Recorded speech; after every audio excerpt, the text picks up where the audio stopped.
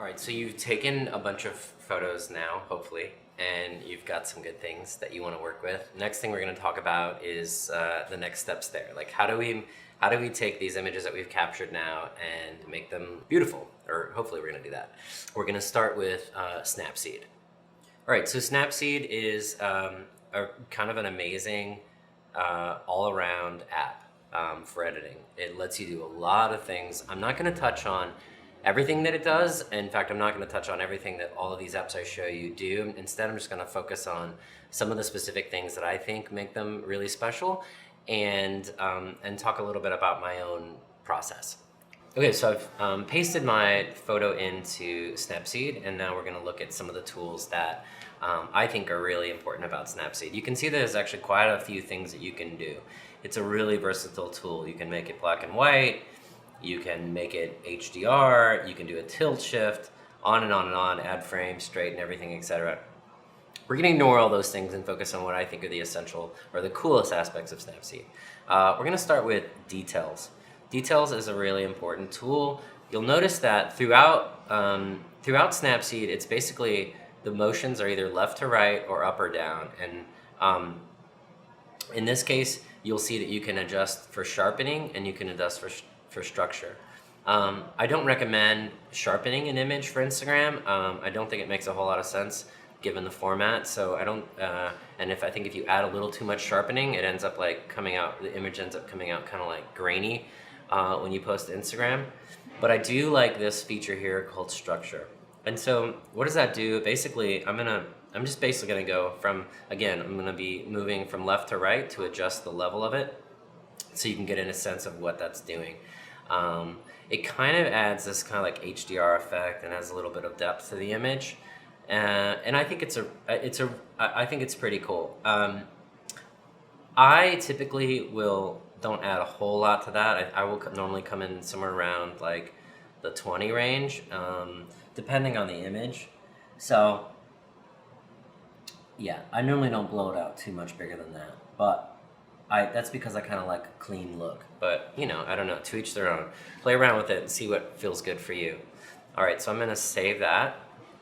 All right, so the next thing I want to show you is basically just tune image. So again, tune image, you can adjust by going up and down, right? You can select between brightness, ambiance, contrast, saturation, shadows, and warmth. And if you want to adjust any of these things, you basically just, again, you move from left to right, and you can you'll notice how the whole image now is being brightened, and we can also bring that down. You can actually go like and make it super dark if you wanted to. So I normally don't mess with brightness too much, and I'm gonna get into that in just a little bit. And with ambiance, typically, I normally like bring that down a little bit. And with contrast, I like to bring that up. I just make minor adjustments. And then with the shadows, I like to normally bring the shadows up pretty big like that.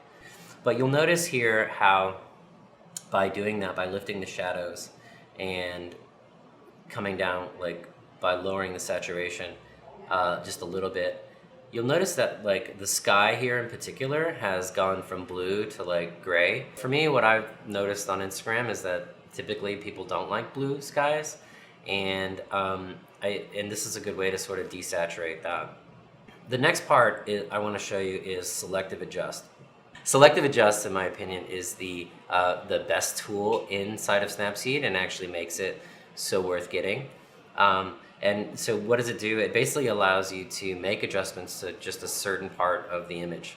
So if you push this plus button and you scroll over the image, you'll notice that here around the rim of this circle, it's showing me what colors that could be affected, right? So you see how it goes from black to white. What I'm going to do here is I'm going to make an adjustment to the sky. So once you've selected an area, you can actually adjust by moving your fingers, by pinching in your fingers out, in and out. You can actually adjust the area that you want to affect. See how that red is now touching all of the whites? I'm going to bring that down though. Basically, you can bring it way down if you just want to focus on a tiny little part, or bring it up to adjust the larger part. You can work with brightness, contrast, and saturation. With saturation, just to illustrate how this works, I'm gonna bring that way up, and you'll notice that the blue now is returning to the sky. Or you can go the opposite way and you can really like blow that back. Like you can just flatten that completely. You'll notice how the cars here in front are pretty dark in this image, and I like them that way, but if I wanted to, I could just go with selective adjust. I could just highlight that car right there. I'm gonna make it so the red is just on the car itself, and I'm gonna brighten that up. And you'll see here how the car now, which was completely in the shadows, now we're bringing that image up, but only specifically that car. Especially in like a landscape photo, if you have like dark trees or anything dark that you want to bring attention to, selective adjust is like the killer tool for like going and highlighting a certain part of the image that is very dark.